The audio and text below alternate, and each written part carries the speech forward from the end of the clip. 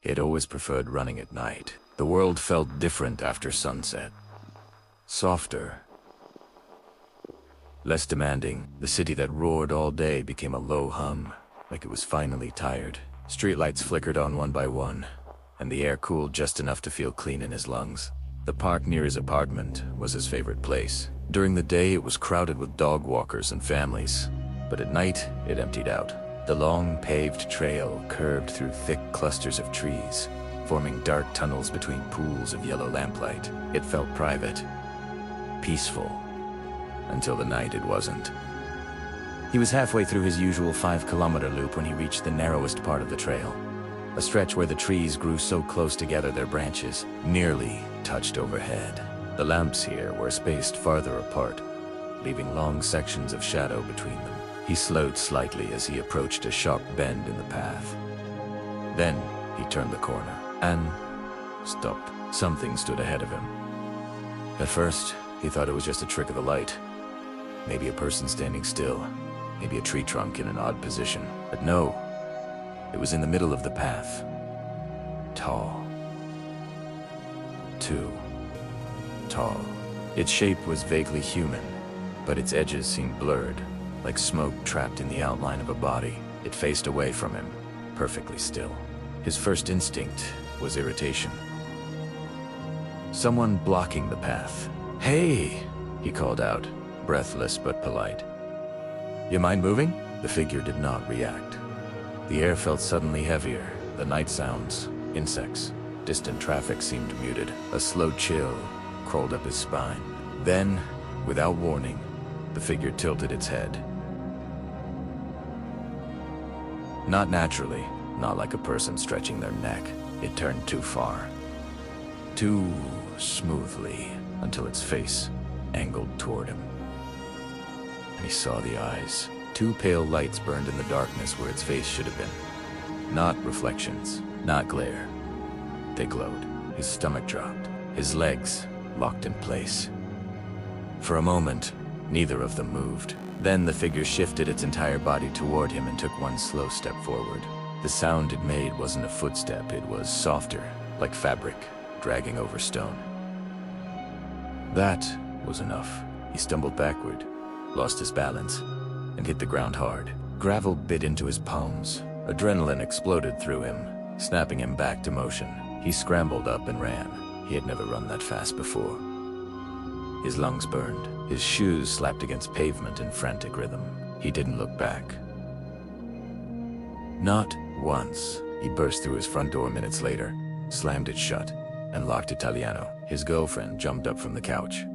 What happened? He couldn't answer at first. He bent over, hands on his knees, gasping for air. When he finally spoke, the words tumbled out in broken pieces. A figure in the park, too tall.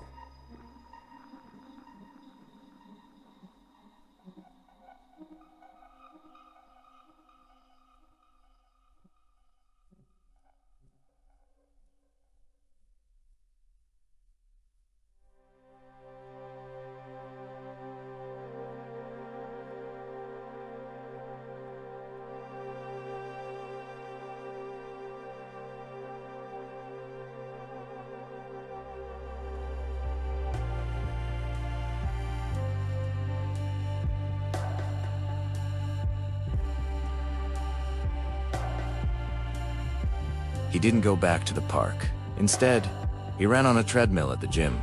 Bright lights, mirrors, other people around. Safe. 2 weeks passed. Nothing strange happened. The nightmares started quietly. Flashes of pale lights and darkness. The feeling of being watched from behind trees. He'd wake with his heart pounding, sheets twisted around his legs. Stress, he told himself. Imagination. Eventually, even the dreams faded, and slowly, he missed the park. The quiet, the cool air, the illusion of solitude. One night, determined not to let fear control him, he laced up his shoes and stepped outside. The air felt the same as always. Calm, crisp. The park entrance stood open and empty. He hesitated, then stepped inside. Each footfall felt louder than it should. The lamps cast their familiar yellow pools of light. Crickets chirped, leaves rustled softly. Nothing unusual. He felt foolish for ever being afraid. He reached the narrow stretch of trail, the trees forming their dark arch overhead.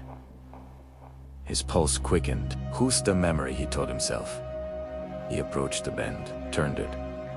The path ahead was empty. Relief washed over him so strongly he laughed under his breath. See? Nothing. He slowed his pace, letting tension drain from his shoulders. Then he heard it. Behind him, a soft ragging sound. Slum Azard, mashing his pace. He froze. The sound stopped.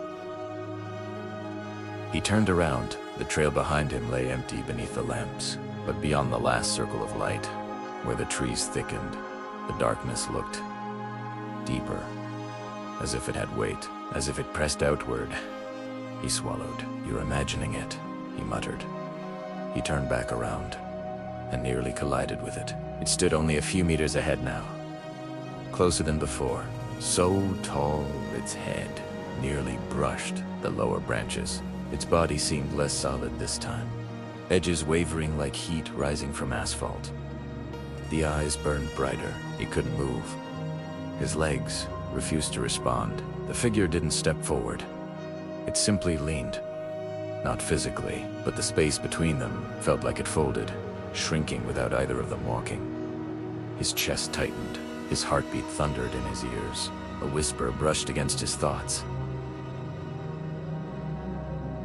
Not words, a feeling. Fear. Sharp. Fresh. And suddenly, he understood. It wasn't blocking the path. It wasn't chasing him. It had been waiting. The first night, it had only tested him. Now, it was feeding. His breath came in shallow gasps. The world narrowed to those glowing eyes. He forced his body to turn, forced his legs to move.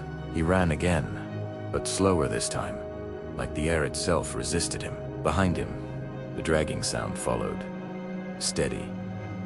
Patient. He burst from the tree-covered stretch into the brighter section of the park.